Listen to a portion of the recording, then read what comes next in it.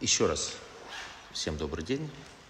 Эпиграфом к нашей сегодняшней беседе я бы хотел сделать мысль, которую мне как-то высказал замечательный мастер клавишных инструментов Паоло Фациоли, с которым я встречался несколько лет назад, и как раз он показывал мне свои мастерские, процесс изготовления роялей.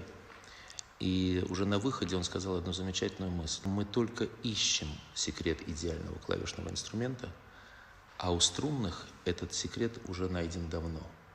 И вот мне кажется, что это точно так же относится к педагогике, по крайней мере, к преподаванию на струнных инструментах. Все самое лучшее в этой области уже, очевидно, было сделано.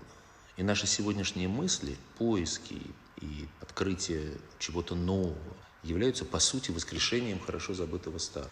Колоссы педагогической деятельности начала XX века Ауэр и Ямпольский подарили миру такое невероятное количество богатства, я бы даже сказал, инструменталистов, музыкантов, что нынешние ветви мировой скрипичной педагогики – это, безусловно, уже продолжение этих школ.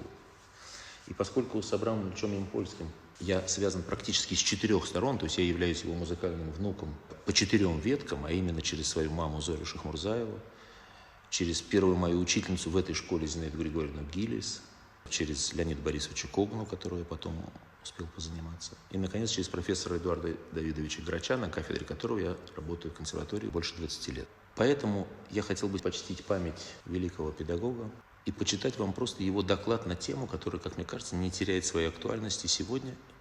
Доклад назывался «О методе работы с учениками». Начиная свой доклад, я не могу не поделиться с присутствующими своими мыслями относительно тех трудностей, которые встают перед педагогом-практиком, пытающимся теоретически обобщить свой опыт и принципы в области скрипичного искусства и педагогики.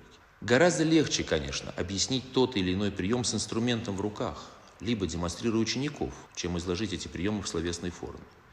Такое изложение почти всегда оказывается недостаточно полным и убедительным.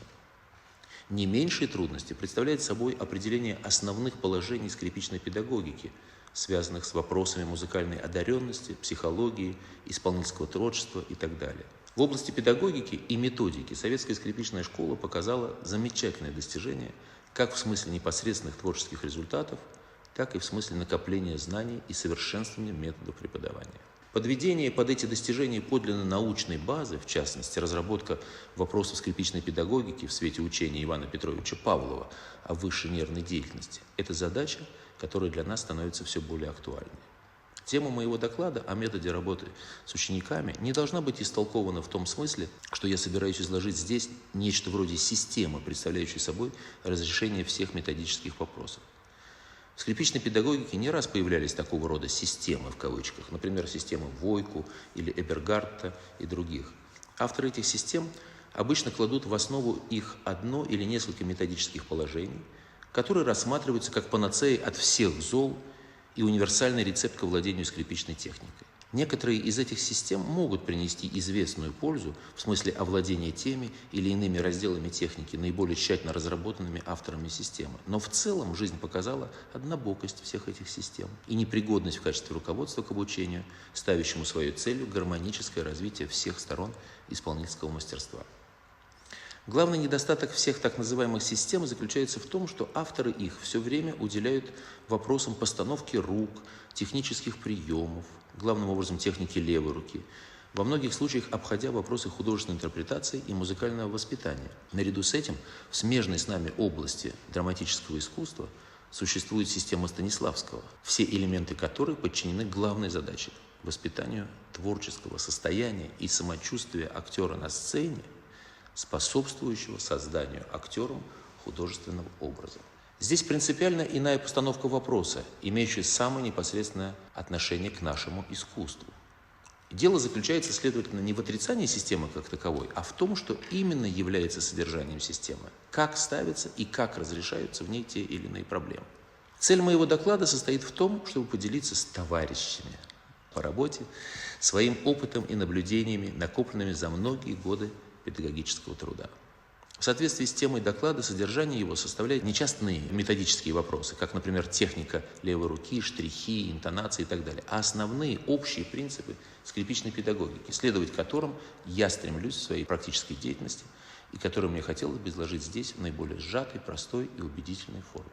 Прежде чем говорить о методе как таковом, необходимо определить его направленность, то есть ту конечную цель, ради которой он применяется и которая определяет собой сущность и содержание метода. Цель, которую я ставлю в работе с моими учениками, заключается в воспитании подлинного музыканта, широко образованного, сочетающего отличное владение инструментом с высокой музыкальной культурой, вполне подготовленного к самостоятельной творческой деятельности. Я подразумеваю под этим работу не только в качестве солиста, камерного исполнителя, оркестрового музыканта и педагога, но и музыкально-общественную деятельность музыканта-гражданина, строителя культуры социалистического общества. Формирование музыканта происходит не только в классе по специальности. Все отрасли музыкального искусства, все разнообразные формы музыкальной практики, с которым он связан в своей учебе, а частично и в профессиональной деятельности, оказывают в той или иной мере воздействие на творческий рост ученика, обогащая его музыкальное сознание и практический опыт. Особенно большое воздействие в этом смысле оказывают различные формы совместного исполнения, будь то игра в оркестре, камерном ансамбле, квартете. Это тем более важно, если считать, что для большинства обучающихся скрипачей оркестр является наиболее вероятным местом их будущей профессиональной деятельности. Напомню также, что в школу многолетней игры в оркестре прошли и многие выдающиеся музыканты как в прошлом, так и в настоящее время. Все это нисколько не снижает важнейшей роли педагога по специальности, остающегося основным руководителем ученика, направляющего его рост и развитие по намеченному пути. Роль педагога по специальности в плане общего музыкального воспитания ученика является, на мой взгляд, более значительной, чем себе это представляют. Я считаю, что нельзя ограничивать содержание работы в классе по специальности заданиями чисто исполнительского порядка, рассматривая при этом общее музыкальное воспитание как дело, относящееся скорее к преподаванию теоретических дисциплин. В своей практике я, как и многие другие, стремлюсь включить в работу элементы теоретического анализа, касающиеся формы изучаемого произведения, его гармонического плана, полифонического строения, особенностей стиля и так далее. Все это, разумеется, в непосредственной связи с задачей овладения исполнительскими средствами, раскрывающими музыкальное содержание. В этом заключается один из возможных способов связывания теории с практикой, направленных на повышение общего музыкального уровня ученика и его рост как исполнителя. Говоря о формировании и воспитании педагогом подлинного музыканта-скрипача, следует указать основные условия, обеспечивающие выполнение этой задачи. Прежде всего, обязательно, чтобы педагог по специальности был сам хорошим музыкальным исполнителем, отлично знал природу и особенности инструмента и все те элементы, из которых складывается мастерство скрипача. Педагог должен тонко, всесторонне знать своего ученика, иметь наиболее полное представление о его природных данных, о характере его дарования, об особенностях его мышления и развития. Только на этой основе можно строить свою работу с учеником и находить наиболее правильные и эффективные методы работы.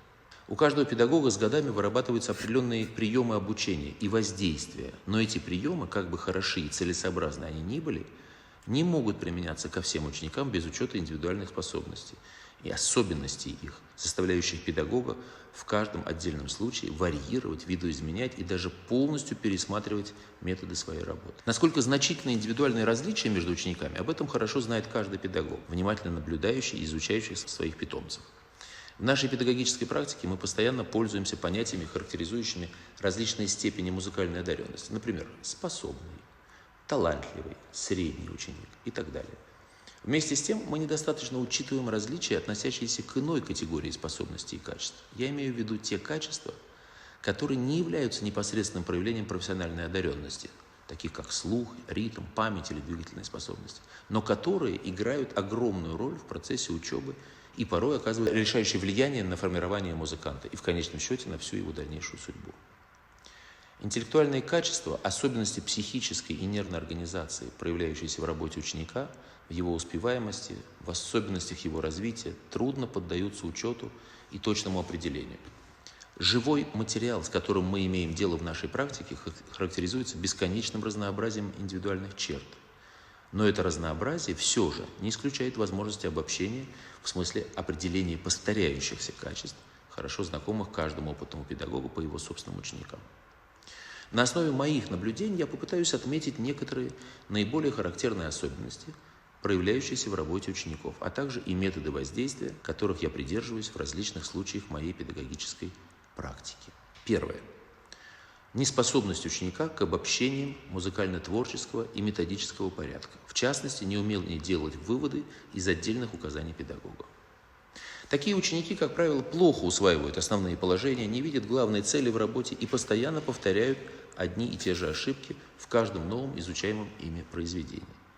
В этом случае особенно важно уметь сконцентрировать внимание ученика на главном, не отвлекаясь чрезмерной детализацией и нагромождением мелких и мельчайших частностей. Метод зубрежки и натаскивания в этих случаях особенно вреден, так как он, хотя и дает некоторый, большей частью, кратковременный эффект, но вместе с тем воздействует по линии наименьшего сопротивления, а по существу потакает слабым сторонам ученика. Главное – это показать ученику его основные недостатки, поставить перед ним определенную цель и указать способы к ее достижению. Второе. Легкое и быстрое усвоение материала при неумении довести работу до конца. Эта черта встречается обычно у весьма способных учеников. В таких учениках необходимо воспитывать целеустремленность и упорство в работе, волю и настойчивость в преодолении трудностей, связанных с достижением определенной художественной цели. Одна или несколько по-настоящему отделанных и с успехом сыгранных на эстраде пьес могут оказать в этом смысле решающее воздействие на ученика. Третье. Повышенная эмоциональность, когда ученик не в состоянии владеть своими эмоциями даже во время занятий. Перевоспитание таких учеников в сторону большей сознательности и сосредоточенности в занятиях и освобождения от излишней возбужденности обычно требует длительного времени и должно производиться с большой осторожностью и тактом, с тем, чтобы не заглушить творческую индивидуальность ученика. Весьма существенное значение имеет здесь работа по укреплению ритма, являющаяся обычно наиболее слабым местом у чересчур эмоциональных исполнителей. В отношении такого рода учеников особенно полезным является предварительное и детальное ознакомление с произведением на фортепиано, анализ его строения, разбор тематического материала, установление темпов и так далее, с тем, чтобы у ученика сложилось определенное представление о произведении в целом до его разучивания на скрипке. Я убедился в том, что такой метод работы с очень эмоциональными исполнителями способствует большей устойчивости и более цельному освоению исполняемого произведения. Четвертое. Проявление вялости и флегматичности. Вялость в игре не всегда является признаком недостаточной музыкальной восприимчивости или выражением общих свойств характера. Данный недостаток исполнения мы часто наблюдаем у таких людей, которые в обычной жизни отнюдь не производят впечатления вялых, бестемпераментных. Другие, наоборот, по своему внешнему поведению могут показаться вялыми, а в игре обнаруживают немалую эмоциональность. Мне кажется, что вялость исполнителя во многих случаях связана с определенными психическими свойствами, заключающимися в неспособности находиться сколько-нибудь длительное время в состоянии эмоционального подъема. С точки зрения педагогического воздействия особое значение приобретает подбор соответствующего репертуара, на котором можно постепенно развить эмоциональную сторону исполнителя. Большое значение имеет также работа над динамикой и в особенности над акцентами, придающими исполнению характер живости и энергии. В процессе работы даже известное преувеличение этих моментов может оказаться полезным. Пятое. Проявление нервозности. Всем нам знакомы ученики, обладающие повышенной нервозностью, психическое состояние которых во время исполнения характеризуется неустойчивостью, неуверенностью и неумением владеть собой. Это относится не только к исполнению на эстраде, но и в игре в классе, на репетициях и так далее. Выражением этого состояния являются технические промахи и погрешности, внезапные перерывы в памяти, непроизвольное ускорение и замедление темпа, происходящие отнюдь не вследствие плохих, недобросовестных занятий. Явления нервозности в игре могут быть, конечно, связаны с причинами не музыкального порядка. Общее состояние нервной системы, возрастные явления, какие-либо психические травмы и так далее. Но они встречаются и у вполне здоровых людей. Во многих случаях причиной могут быть пробелы в музыкальном развитии, в технической подготовке. То, что не было должным образом усвоено и проработано в свое время, сказывается в игре уже взрослого сложившегося музыканта. Помимо общих мер по укреплению физического здоровья и нервной системы, наиболее проверенным и испытанным средством против «эстрадной болезни» в кавычках являются более частые выступления, а также соответствующая тренировка на уроках и репетициях, например, проигрывание от начала до конца в темпе. В отношении методов педагогического воздействия следует указать на то, что одного лишь подбадривания в этом случае недостаточно. Для того, чтобы добиться коренного улучшения, необходимо внимательно рассмотреть причины срывов и неудач. Зачастую ошибки являются следствием преувеличенной фиксации внимания на отдельных технических трудностях, пассажах и так далее, В этом случае следует рекомендовать метод отвлечения внимания, переключения его на моменты художественной интерпретации. Вот здесь я позволю себе сделать небольшой комментарий, отвлечься от текста и вспомнить то, что мне рассказывала мама Зоря Шихмурзаева, как раз о том, например, как Абрам Ильич перед концертом, перед самым выходом на сцену, по-моему, это чуть ли был немалый зал консерватории, он вдруг у нее спросил: «Зоренька, какой темп?» Я такой, это было так неожиданно, потому что действительно я как-то отвлеклась, совершенно переключилась на то, чтобы сконцентрироваться на то, в каком темпе я буду играть. И даже если у меня было какое-то волнение, хоть сколько-нибудь, оно полностью ушло от переключения внимания. Вот то, как раз о чем он сам говорит в этом докладе. И еще я читал тоже некоторые воспоминания, где указывалось о том, что этот вопрос он задавал очень часто ученикам, потому что считал, что очень важно именно определить темп как основу музицирования. Возвращаемся к тексту. Причиной ошибок может быть также страх перед «трудным местом», в кавычках, парализующий ученика в момент исполнения. Причем трудность оказывается намного преувеличенной вследствие психологической настройки, самовнушения и так далее. Часто бывает, что ученик забалтывает пассажи, думая при этом, что он играет недостаточно скоро. И в аналогичных случаях я стараюсь избавить ученика от мешающих ему представлений, анализирую ту или иную техническую задачу, показываю ученику, что она складывается из простых в сущности элементов, правильное понимание которых является решающим условием для успешного преодоления технических трудностей.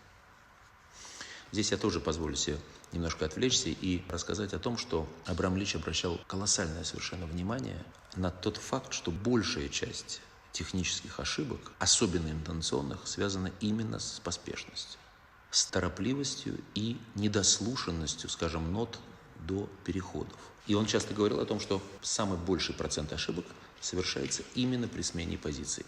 В данном случае имеется в виду интонационные ошибки. Поэтому момент дослушивания ноты перед переходом, совершение смены позиций в замедленном по ощущению движении и, кроме того, очень важная роль отводилась именно предслышанию тех нот, на которые должен был быть сделан переход. Возвращаемся к тексту. 6.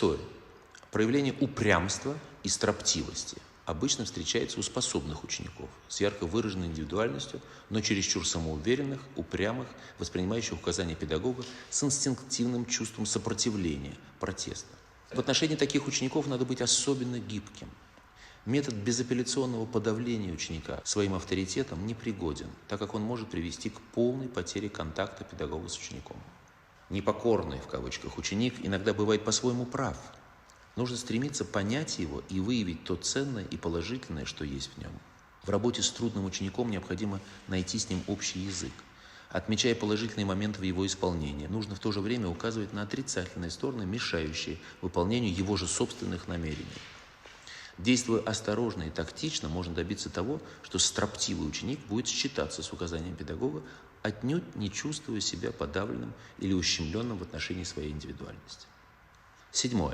Прямо противоположное качество. Умение ученика при наличии хороших профессиональных данных в точности выполнять все указания педагога, но при этом отсутствие ясно выраженных вкусов, склонностей, устремлений, слабая творческая инициативность, несамостоятельность. Такого рода ученики часто дают высокие академические показатели, даже производят известное впечатление своей игрой, но все это до поры до времени, пока с ним занимается педагог. В занятиях с такими учениками особенно нужно развивать качества, необходимые для самостоятельной работы, формировать художественный вкус, приучать к самостоятельному мышлению. Если педагог будет направлять все свое внимание на внешние показатели, продвижение по программе, выступления на вечерах, то это может привести к самым отрицательным последствиям в будущем. Именно такого рода случаи мы чаще всего наблюдаем, когда ученик, подававший определенные надежды, по окончанию учебного заведения перестает расти и постепенно сходит на нет. Разумеется, многое здесь зависит от личных качеств самого ученика. Во всяком случае, педагог, являющийся здесь наиболее ответственным лицом, должен строить свою работу не по линии наименьшего сопротивления, каковой является в данном случае чисто внешнее воздействие, не стимулирующее развитие внутренних качеств и творческих способностей ученика. 8. Инициативность, самостоятельность. Учеников, обладающих этими качествами, не приходится постоянно подталкивать к работе в прохождении их плана, накоплению репертуара. Они сами в силу своей инициативы и наблюдательности умеют по-своему претворить и развивать мысли и указания педагога, который в данном случае дает направление творческой активности ученика. Инициативный ученик обычно не замыкается в кругу своей узкой специальности и проявляет живой интерес к музыке в целом, к многообразным явлениям общественной и культурной жизни. Приведенный здесь перечень наиболее часто встречающихся характерных черт учеников, разумеется, не исчерпывает собой всего многообразия случаев и явлений в нашей педагогической практике. Следует указать и на то, что выше приведенные характерные черты не всегда встречаются, так сказать, в чистом виде. Иногда мы наблюдаем сочетание в одном ученике самых разнородных качеств. Это обстоятельство еще раз показывает, насколько гибкими должны быть методы руководства, применяемые сообразно индивидуальным особенностям каждого ученика.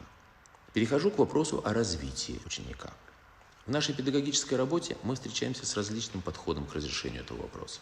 Существует метод занятий, при котором развитие ученика направляется на достижение известного профессионального уровня, демонстрирующего хорошую работу педагога. Результатом этого чаще всего бывает добротное исполнение, лишенное вместе с тем индивидуального творческого начала. О таком исполнении обычно говорят: педагог показал хорошую работу. Я считаю более правильным метод работы, направленный в основном на развитие индивидуальности ученика. При этом не следует иметь в виду только талантливых. В каждом ученике, даже менее одаренном, необходимо найти и развивать те ценные и интересные качества, которые в нем заложены, с тем, чтобы помочь будущему музыканту обрести свое творческое лицо. Именно в этом заключается, на мой взгляд, основное направление в развитии ученика и основной критерий эффективности работы педагога с ним. С методической точки зрения вопрос о развитии ученика заключает в себе, как мне кажется, три основных момента. Первое. Всесторонняя характеристика ученика, определение того, что представляет собой ученик на данном исходном этапе развития. Для того, чтобы найти правильный путь развития, необходимо хорошо знать все качества, образующие профессиональный облик ученика. Его музыкально-технические данные, способность к усвоению, работоспособность, уровень знаний и подготовки, исполнительские качества, стиль игры, эмоциональность, музыкальный вкус и склонности. Наконец, слабые стороны ученика, недостающие знаний, навыки и так далее. Второе. Определение пути развития. Что развивать, в каком направлении, что является главным, первоочередным и что мешает росту. И третье. Определение темпов развития. Характеристика ученика означает прежде всего правильное определение его природных данных. До начала занятий с учеником приходится обычно за отсутствием других объективных данных основывать свое мнение главным образом на том впечатлении, которое он произвел на вступительном экзамене. Однако опыт показывает, что по этому впечатлению иной раз бывает трудно судить и делать окончательные выводы относительно способностей поступающего.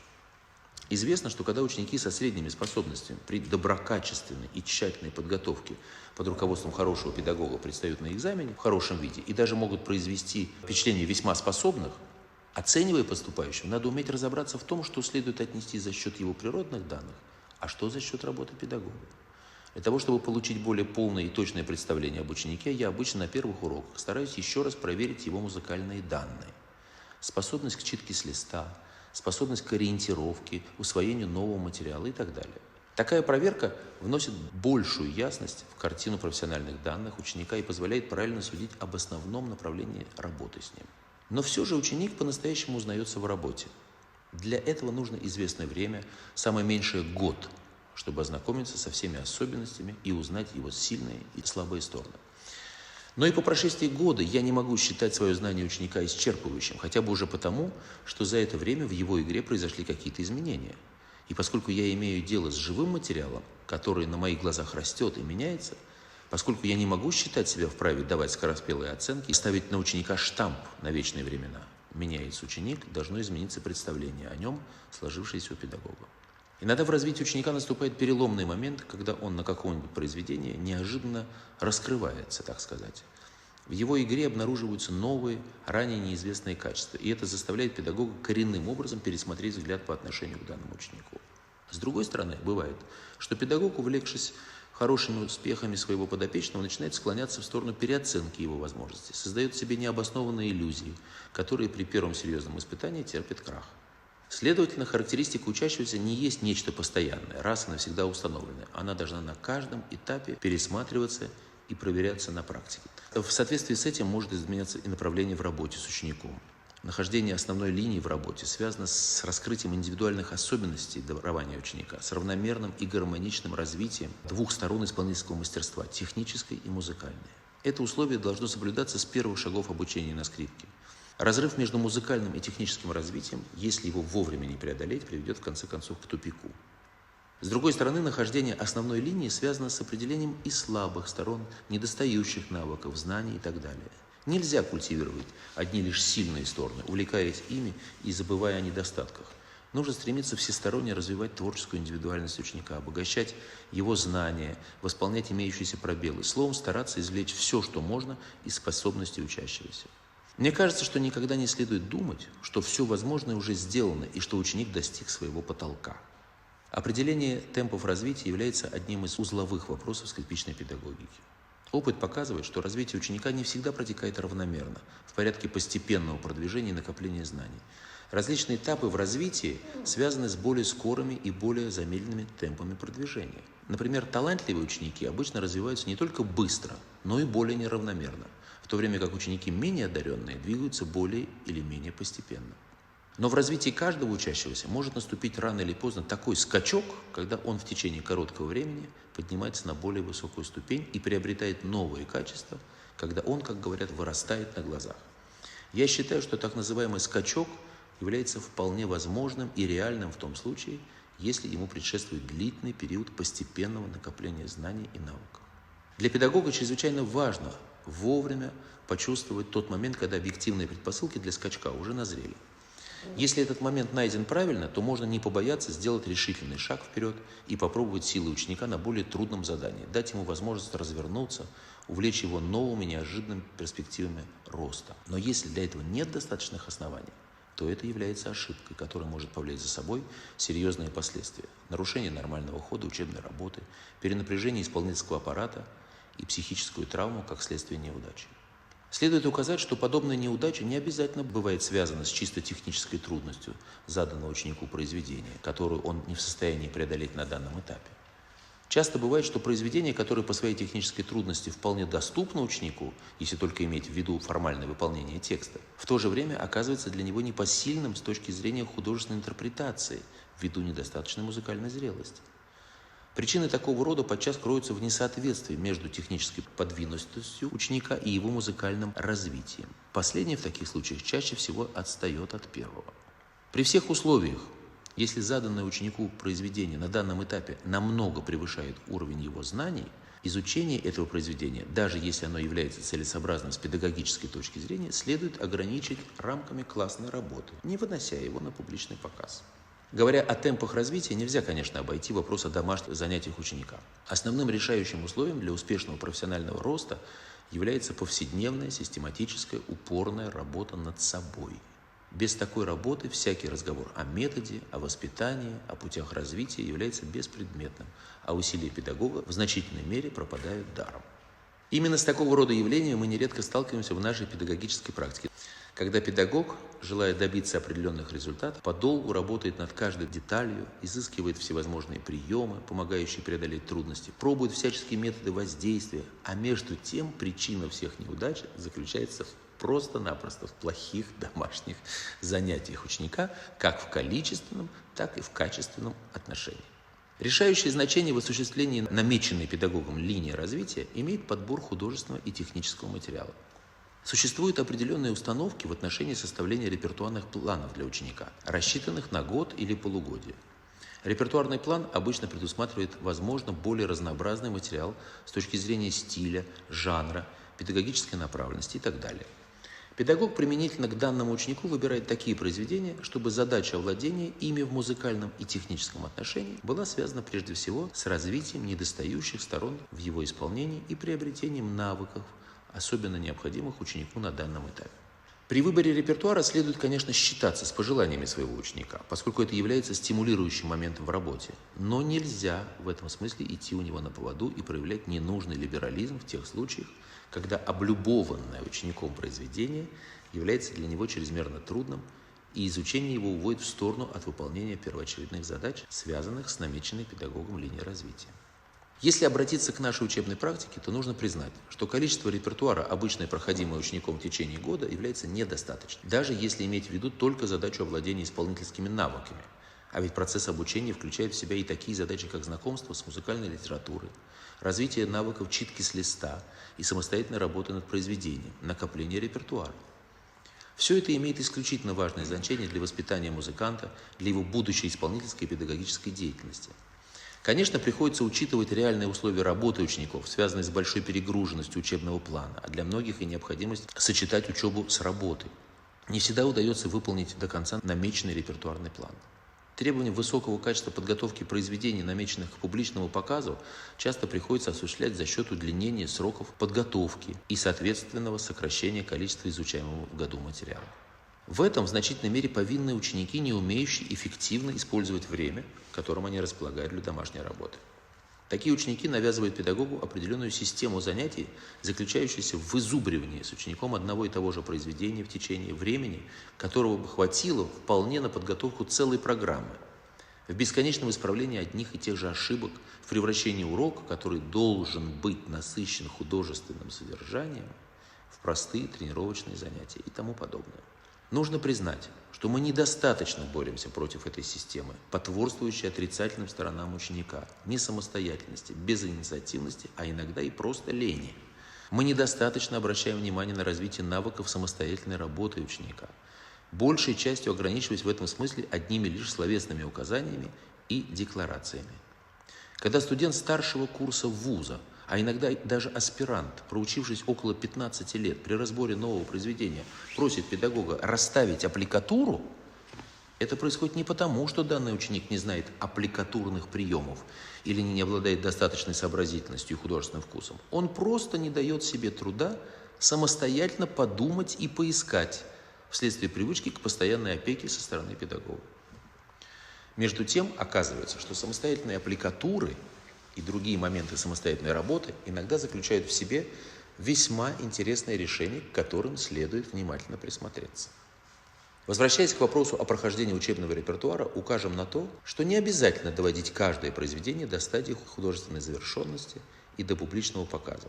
Часть произведений, включаемых в план, может быть пройдена в порядке ознакомления, что также приносит немалую пользу. Мелкие пьесы, не представляющие большой технической трудности, желательно проходить в возможно большем количестве, главным образом в виде самостоятельной и полусамостоятельной работы, а также в порядке проявления учеником его собственной инициативы. Я всегда советую своим ученикам накапливать свой исполнительский репертуар еще в стенах консерватории. Как часто бывает, что у молодого скрипача нет подходящего репертуара для публичных выступлений. Не менее важным, чем вопрос о подборе репертуара и методах его прохождения, является вопрос о том, к чему должен стремиться педагог, работая с учеником над музыкальным произведением. Бесспорно, что конечной целью в работе является раскрытие идейно-художественного и эмоционального содержания произведения. Но каким должно быть это раскрытие и в какой конкретной форме оно осуществляется? Для музыканта-исполнителя это вопрос чисто творческий, вопрос его художественного вкуса, понимания и трактовки. Но в педагогике эта проблема усложняется, поскольку налицо две художественные индивидуальности – педагога и ученика. На ранних этапах развития педагогу бесспорно принадлежит руководящая роль в вопросе стиля, трактовки и тому подобное. Вместе с тем нельзя согласиться с таким, в кавычках, разделением функций, при котором ученик в меру своих способностей и знаний лишь добросовестно выполняет указания педагога. На ранних этапах, когда ученик не обладает еще развитым музыкальным вкусом и пониманием, выявление творческих моментов в исполнении представляет собой, тем не менее, важную задачу для педагога, если он действительно, а не только на словах, стремится раскрыть художественную индивидуальность ученика. В практике занятий с музыкально одаренными детьми мы сталкиваемся с не всегда правильным пониманием задачи овладения каким-либо произведением в смысле доведения его до завершенной стадии. Стремление к художественной законченности исполнения, соответственно вкусу и пониманию, присущим взрослому музыканту, в работе с детьми может привести к натаскиванию, к заученному исполнению, лишенному той эмоциональной свежести и непосредственности, которая так привлекает в игре юных исполнителей. В дальнейшей работе со студентами вуза педагог имеет перед собой уже более или менее развитого музыканта, обладающего не только определенным уровнем знаний и навыков, но и известными художественными взглядами, вкусами и склонностями, еще находящимися в стадии формирования, но уже довольно определенно высказываемыми. В этом случае художественное руководство педагога должно быть особенно гибким.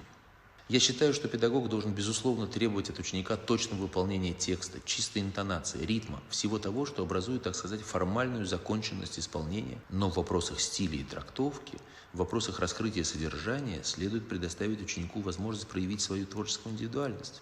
Между тем, именно недооценка творческих элементов исполнения ученика представляет собой весьма обычное явление, связанное, по-моему, с некоторыми общими явлениями в педагогике и исполнительстве. В своей практике мы вынуждены уделять много времени и внимания достижению формальной законченности, работе над интонацией, над технической стороной и так далее. На это уходит значительная часть времени, положенного на подготовку музыкального произведения. В процессе подготовки зачастую проходят мимо нашего внимания отдельные яркие моменты в исполнении ученика, проблески творческой индивидуальности, представляющие интерес с чисто музыкальной точки зрения. Мы часто не замечаем этих проблесков, так как наше внимание слишком часто занято исправлением всякого рода недостатков.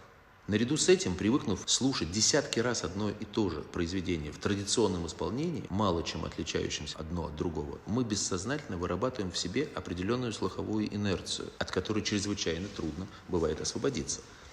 Всякое отступление от обычной нормы производит на нас впечатление чего-то странного, нелогичного. Если это имеет место в исполнении ученика, мы сразу начинаем поправлять его, вместо того, чтобы внимательнее прислушиваться и попытаться найти то ценное и творческое, что может быть заключено в художественных намерениях ученика. Необходимо особенно внимательно прислушиваться и ловить малейшие проблески индивидуального творчества. Пусть эти проблески выразятся в несколько интересно и содержательно сыгранных фразах и эпизодах, не определяющих собой еще художественной законченности и совершенства исполнения в целом. С педагогической точки зрения эти отдельные яркие моменты в исполнении представляют собой наибольшую ценность, так как они наглядно раскрывают перед нами особенности дарования ученика и указывают путь, по которому следует направлять развитие его индивидуальности и его творческий рост. Вместо этого критерием оценки часто становится формальная законченность и непогрешимость исполнения, которые порой получают большее признание, чем исполнение более яркое и талантливое, но не свободное от некоторых недостатков. Я думаю, что если мы заострим внимание на этом вопросе, обсудим его и сделаем соответствующие выводы, то это заставит по-новому взглянуть на многие явления педагогической практики. Блестящие победы советских скрипачей на международных конкурсах, новые кадры молодых скрипачей, идущих на смену, являются результатом, это ссылка на время, конечно, постоянной заботы коммунистической партии и правительства о развитии музыкального искусства в нашей стране, о наилучшей постановке музыкального образования и воспитании молодежи. Неизмеримо выросли профессиональные требования. Достаточно, скажем, сравнить учебные планы и программы оканчивающих скрипачей теперь и в дореволюционные годы, как с точки зрения объема и разнообразия стиля репертуара, так и с точки зрения уровня требований, предъявляемых к исполнителю. Все это свидетельствует о росте и замечательных достижениях нашей скрипичной школы. Однако мы не должны на этом успокаиваться и считать, что мы всего достигли, а наоборот, должны со всей серьезностью поговорить о тех недостатках, которые имеются у наших молодых исполнителей. Наряду с основными положительными сторонами, характеризующими советскую исполнительскую школу, жизненность, строгость, глубина, мужественность, эмоциональность, виртуозное владение инструментом является одной из очень сильных сторон наших скрипачей. Исполнение нашими скрипачами труднейших произведений Паганини, Эрнста и других давно перестало быть чем-то необычным, из ряда вон выходящим. Исполнительское мастерство включает, понятно, совершенное владение техникой, но отнюдь им не ограничено. Основой исполнительского мастерства является музыкальное содержание, техника, идущая от музыкальной идеи, требующей своего выражения. Вот что должно составлять сущность исполнительского мастерства. Техническая сторона исполнения, быстрота, сила, точность, уверенность игры, захватывая воображение многих скрипачей, часто вытесняет то, что является главным в инструментальном исполнительстве – искусство задушевного и выразительного пения на инструменте. Здесь я тоже сделаю небольшое отступление и процитирую вам фрагмент из воспоминаний Нины Бейлиной, замечательная скрипачка, которая тоже была лауреатом крупнейших международных конкурсов, уехала в Америку, и с ней была беседа о Ямпольском, о том, как он занимался. И был задан вопрос о преклонении Абрама Ильича Ямпольского перед Крейслером.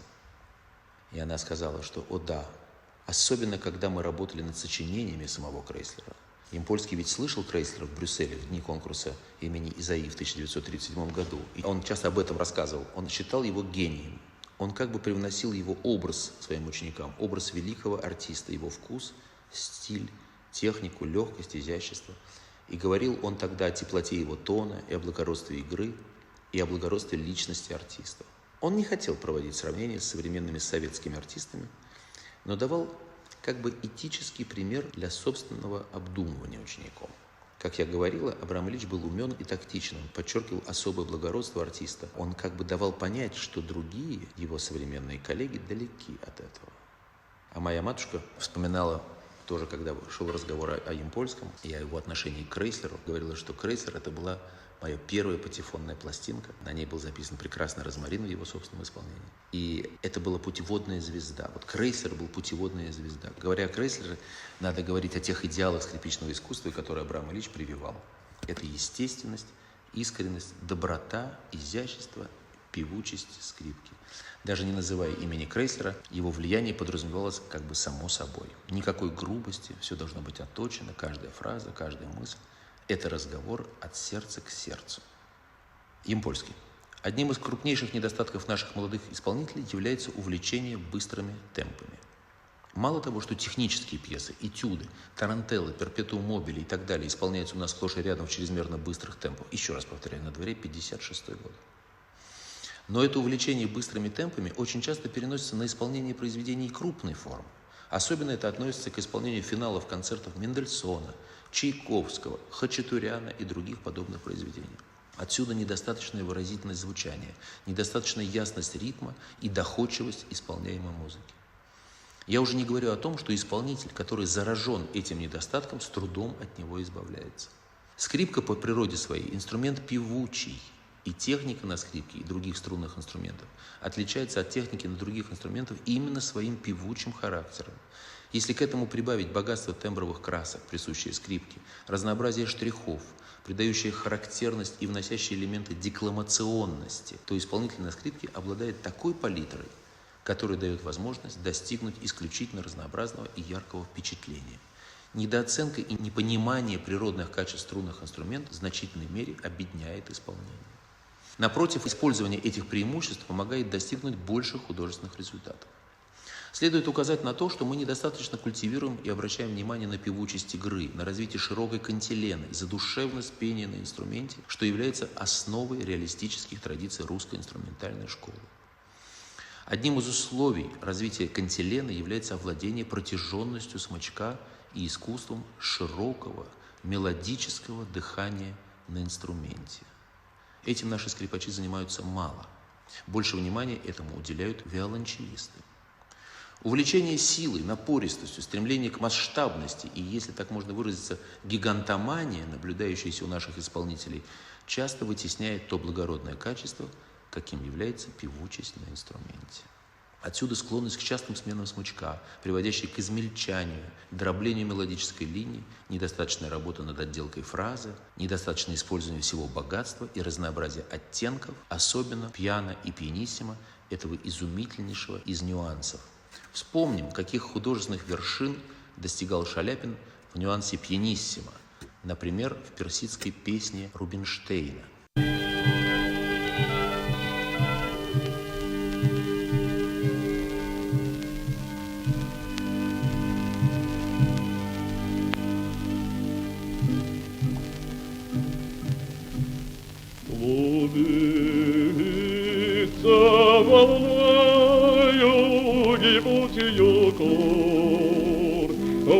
Восходит дневное светило. О, как весело сердцу душе моей легко.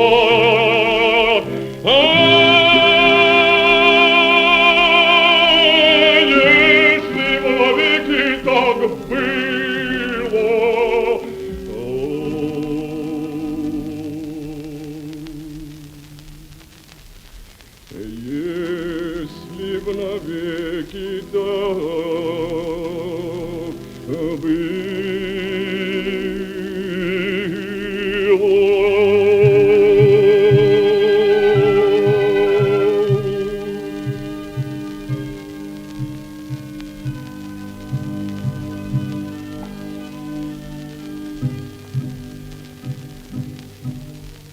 было. мой пал, я впиваюсь вином, и бодрости, радости силу. Ах, ослепляет меня чудный блеск очей твоих.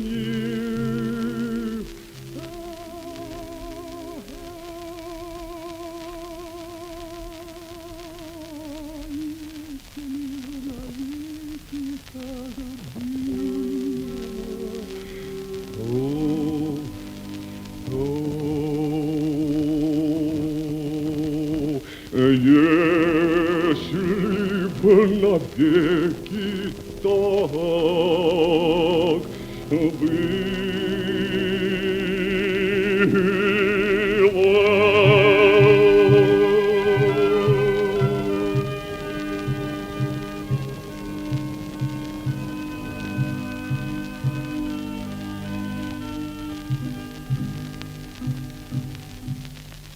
Если хочешь ты, чтоб любовь моя все к тебе в душу твою было излито. О, приходи, приходи, когда темно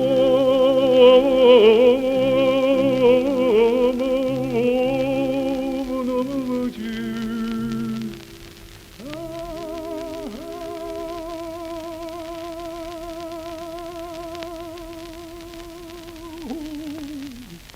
Если навеки так было,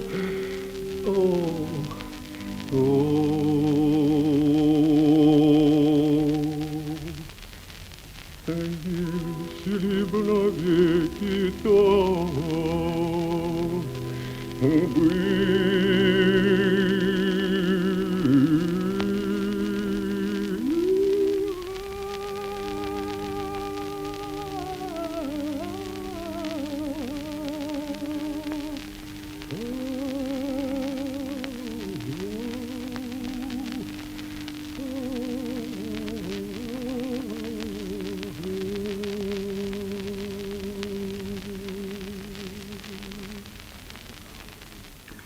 Среди других исполнителей, достигавших вершин в нюансах пиано и пианиссимо, Абрам Ильич Ямпольский упоминал также выдающегося виолончелиста Александра Валерьяновича Вершбиловича.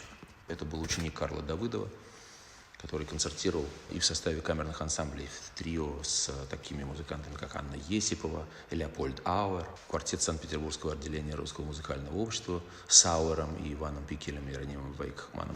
Преподавал с 887 года в Санкт-Петербургской консерватории, и среди его учеников были и Семен Ковзалупов, Семен Матвеевич, и Леопольд Ростропович, это папа Мстислава Леопольдовича.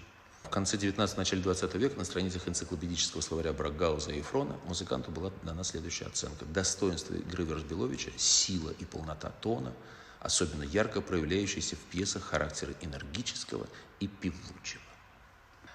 Ямпольский. Использование этих нюансов, расширяющих границы контраста, может с еще большей ясностью показать то мужественное и волевое начало, которое характерно для советских исполнителей. Короче, это от себя я добавлю, играйте пиано, играйте больше пиано. Таким образом расширяются границы контрастов. Использование всего богатства нюансировки, развитие кантилены и пения на инструменте поднимет на еще более высокую ступень советское исполнительское искусство. Я уже частично коснулся в своем докладе вопроса о том, что мы должны обращать внимание на проявление творческого начала в исполнении ученика. Ставя вопрос шире, я считаю необходимым обратить внимание товарищей на момент, который имеет большое значение для дальнейшего развития нашей советской исполнительской школы. Это вопрос об интерпретации. Если внимательно прислушаться к игре наших исполнителей, мы заметим некоторое однообразие в трактовке произведений. Мы сравнительно редко встречаем исполнителей, которые по-своему, своеобразно интерпретировали бы исполняемое произведение. Я не имею при этом в виду чисто индивидуальных качеств, присущих каждому исполнителю: звук, эмоциональность, мастерство и так далее. В большинстве случаев трактовка исполняемого произведения по существу ничем особенным не отличается, является повторением общепринятого. Я не хотел бы здесь создавать впечатление, будто высказываю мысль, что исполнитель может делать все, что ему вздумается. Строгое отношение к авторскому замыслу нужно воспитывать в каждом исполнителе. Само собой разумеется, что точное исполнение текста является обязательным для всех. Под точным исполнением текста я понимаю все то, что относится к ритму, фразировке, основанной на анализе и понимании строения и характера произведения.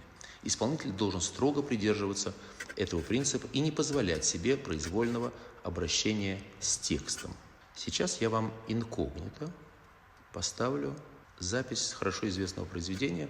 Вы послушайте его таким образом с открытым сердцем и без предвзятости.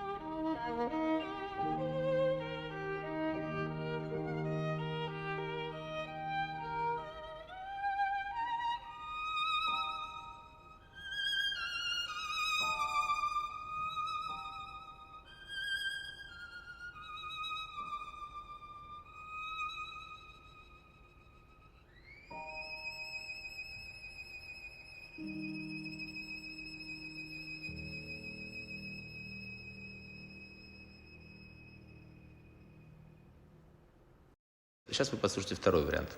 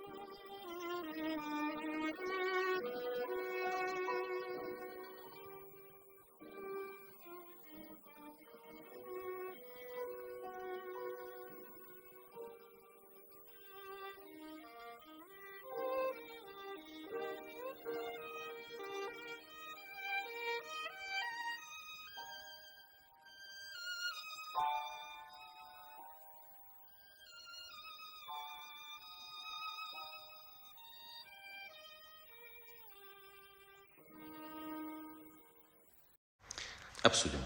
Ну, вы уже высказали предположение, да? Вы разделяете, что это? Первая запись играет не русский скрипач, конечно, очевидно совершенно. Второй исключительно русский. Исключительно русский, да.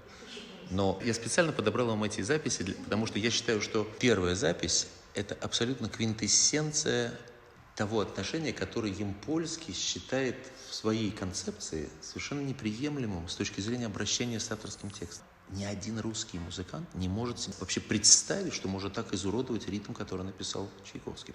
Именно с точки зрения игры вместо 8-й, 16-й, например, да? Ну, мне кажется, что это просто такая свободная фантазия на тему мелодии Чайковского должно называться. Для нас, особенно вот для музыкантов, которые выросли в традициях все-таки советской скрипичной школы, где верность авторскому тексту, особенно по отношению к нашим корифеям, да, к Чайковскому, к Рахманину, к Прокофьеву, просто взрыв мозга совершенно, понимаете? Понятно, что у западных исполнителей нет такого пиетета по отношению к выполнению текста. Для них, как для Дюма, это гвоздь, на который он вешает свою картину. Вот он видит ноты, но эти ноты никакого благоговейного чувства, ни ритм, ни нюансы, ни агогика, которая выходит из музыки как будто. Значит, первую мелодию Чайковского играет Анна София Мутер, а вторую играет моя мама.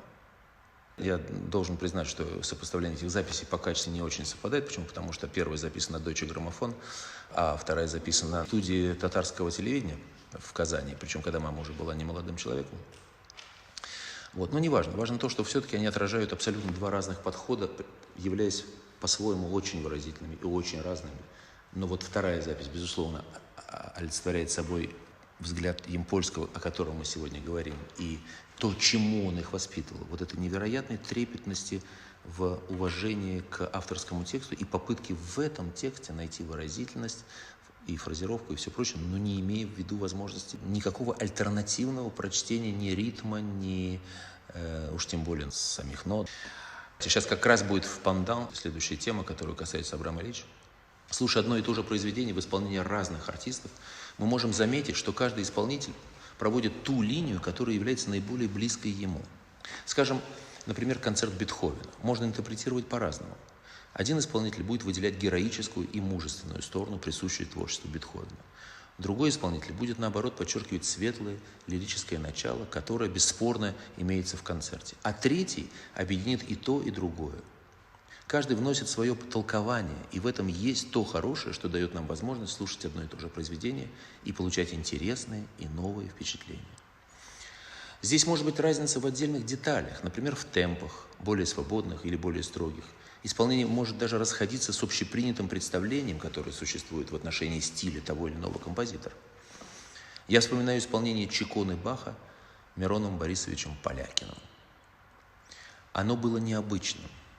Казалось, что слишком живое, эмоциональное звучание, которым обладал Полякин, находится в полном противоречии со стилем Баха. А между тем, какое огромное впечатление оставляла интерпретация этого замечательного произведения Полякиным. Сознаюсь вам честно, что я провел очень большую поисковую работу, потому что меня очень заинтриговала возможность послушать хотя бы фрагмент этой записи. К сожалению, она не сохранилась.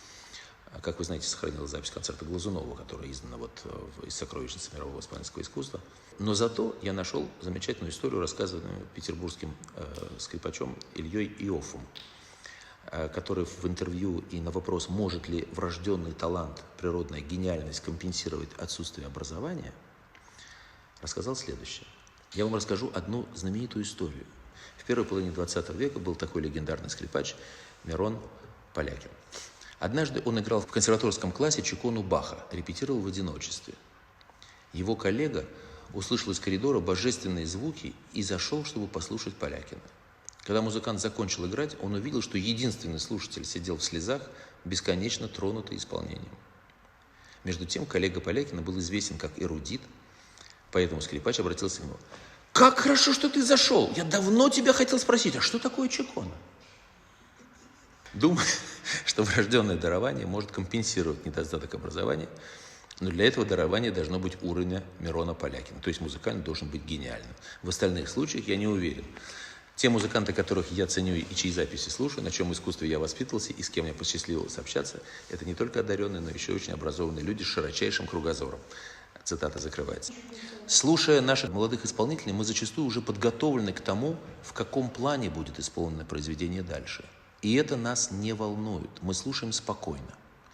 Но стоит какому-либо исполнителю выйти за пределы общепринятого, как мы настораживаемся и довольно сурово относимся ко всякого рода проявлениям своеобразия в исполнении. Такого рода исполнителям приходится завоевывать признание, и те, кто обладает действительно настоящим талантом и волей, добиваются этого. Очень большое значение придается технике и исполнению трудных и труднейших мест.